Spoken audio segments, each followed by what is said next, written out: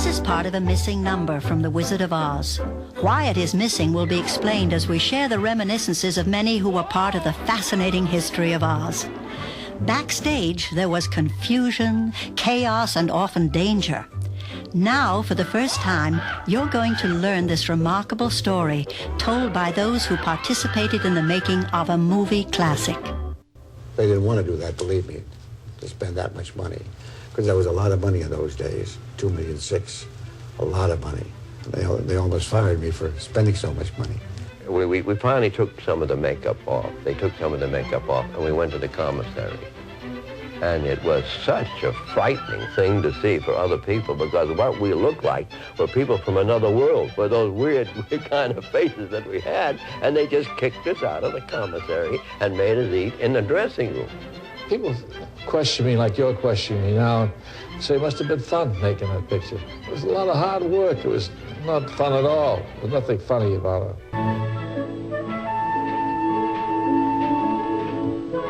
I had to work with three very professional men, you know, Jack Haley and Bert Lauer and Ray Bozer.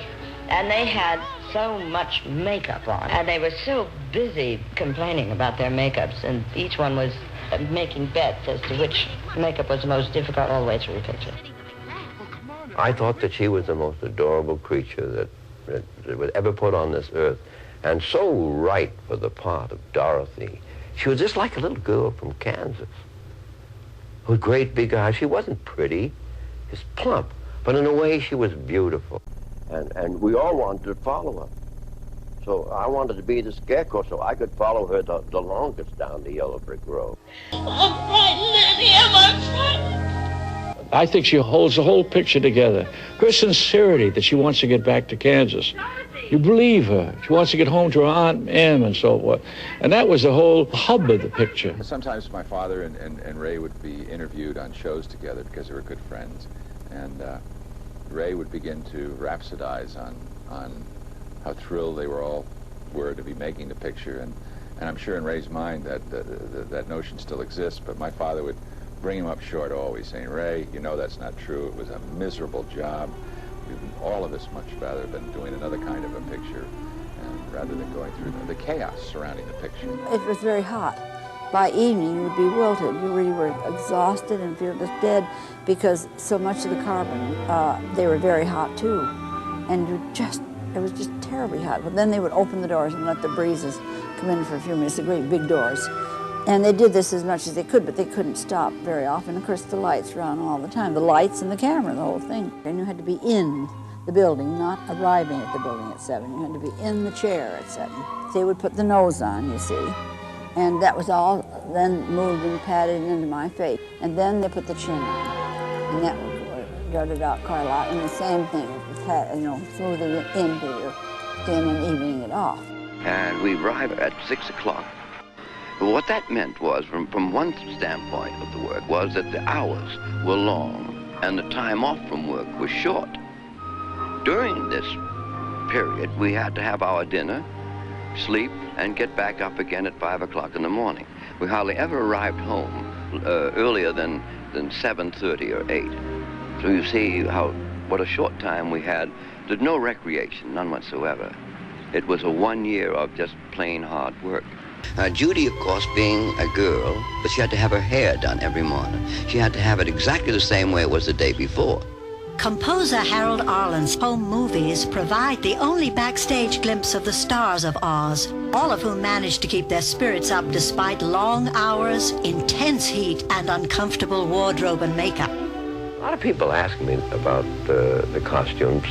I had a rubber mask.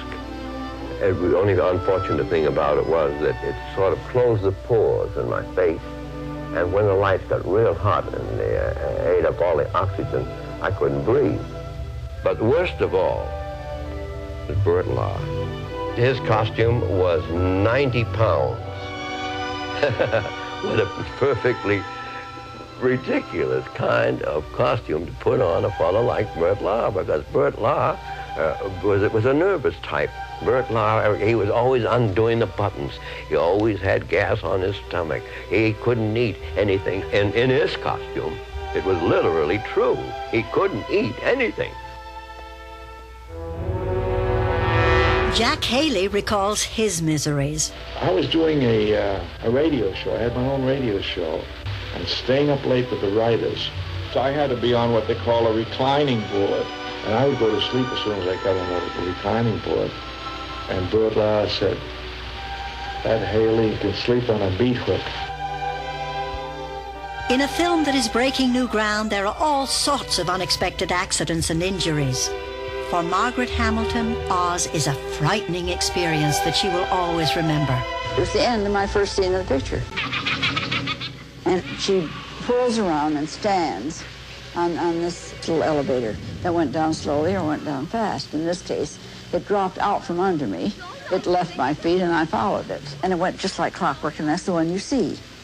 The first one we did. Then we came back from lunch, and everybody again is tired.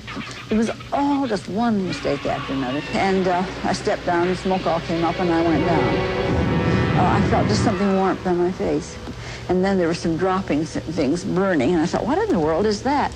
I had a wonderful young man, Jack Young, who really saved my life. He was right there and grabbed a hold of me, and we ran to the first aid station on the set, and where he began working on my face to get the makeup off. We didn't know this until early the next day, but I had a 2nd degree on my face and 3rd on my hand. After he got the makeup off, which was very traumatic for me because it was just it hurt so much. I was just, you sort of tremble. You just can't help it. I was just shaking with it. And finally he got through, and he just said, oh, I know it's been awful, honey. He said, but I'll tell you about it. Right now I want you to know that there's copper in that makeup, and if I didn't get that off, it would have gone on eating into your face. She had this little elevator that she had to step on, to go down. And that was right where the ruby slippers are, where the house fell. Well, I had to fall when she turned around and that fire all came up. Right over in the far corner, you can just barely see the tip end of my dress. That's where I had to fall. And it was hot. When that fire came up like that, I mean, you could feel it. And when she went down, well, after she went down, we heard that she got burned. It wasn't exact something was going to happen. Either fire would go too soon or it would well, you know what I mean. So evidently they weren't in sync. But one time they made a mistake, and that's why she got burned. When I saw her all dressed up, I thought to myself, oh, my goodness, makeup and all of that. She looked like she was about 35 years old. She looked beautiful. Billy Burke used to have her dressing room on the side, and she would used to take her chair, and she'd bring the chair out and sit down in the chair, and I used to go by there and, just stand and talk to her for a few minutes.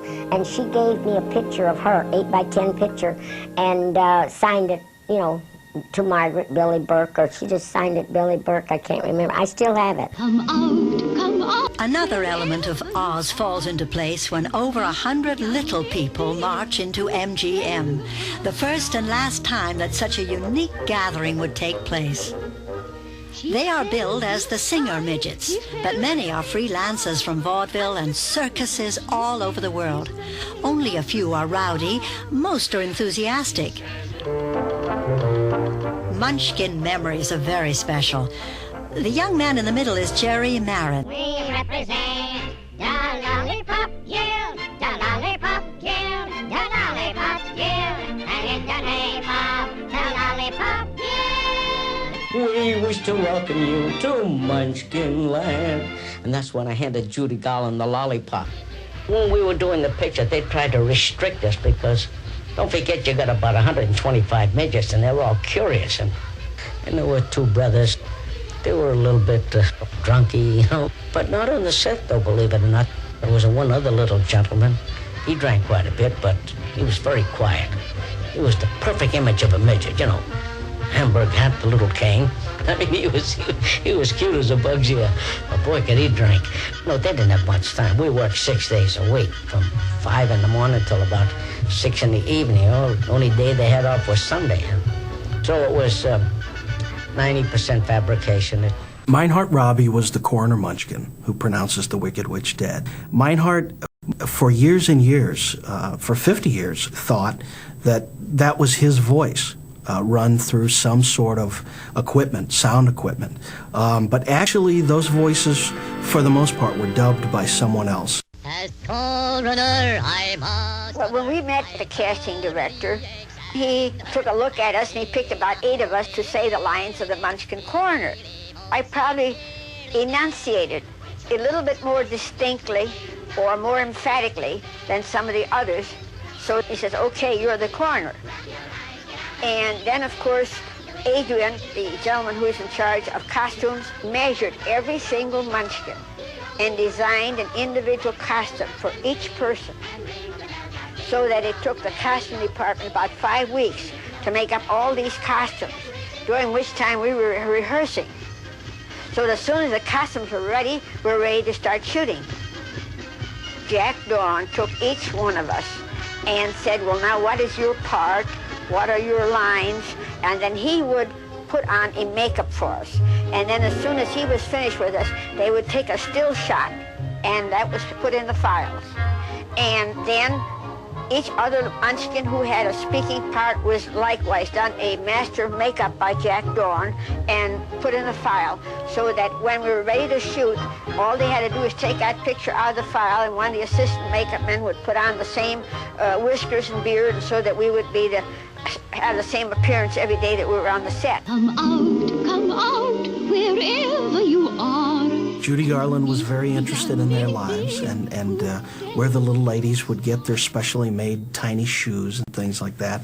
And they would ask her about working with Clark Gable and stars that she knew there at MGM. People ask us about Judy Garland, what was Judy Garland like? And we've always said that she was a 16-year-old girl. And there's a vast difference between the girls that long ago and the young people now, I think.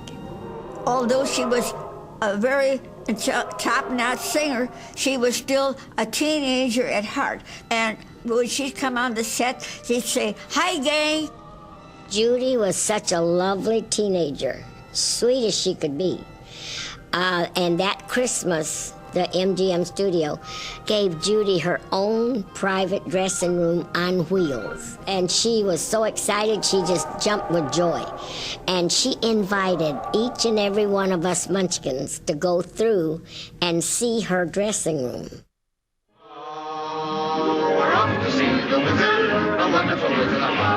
The most famous example of Victor Fleming going to severe lengths is on The Wizard of Oz, when Judy Garland was shooting the Yellow Brick Road sequence with the Tin Man, the Lion, and the Scarecrow, and they were cracking her up. She got the giggles, she couldn't stop. Victor Fleming walked down, looked at her, and slapped her in the face and said, "Now, behave." You're a very bad man. Victor felt terrible about that and was berating himself for doing it. Shame on you.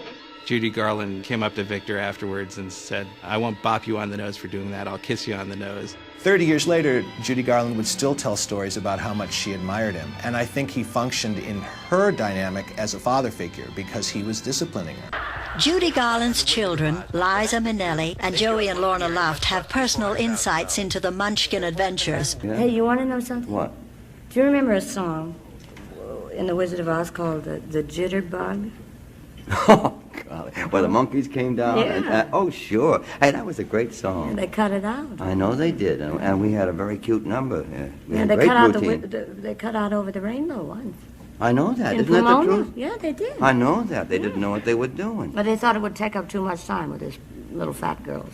Our mother had an amazing sense of humor, and anybody who really knew her knew what a funny, bright, witty raconteur she was, and her vocabulary was immense, and she had a way of telling a story. She could change anything. So anything that she talked about would become an epic joke, almost, and we used to love to listen to her. And she did that several times, telling stories about the Wizard of Oz, and they have since passed into myth. I mean, people believe a lot of the things that she has told, which in fact we know are not true. Whenever we do that little dance, up the yellow brick road. Yeah, I remember that. I was supposed to be with them. Yeah. You know. They'd crowd you out. They'd shut me out. They'd close in the three of them, and I would be in back of them dancing.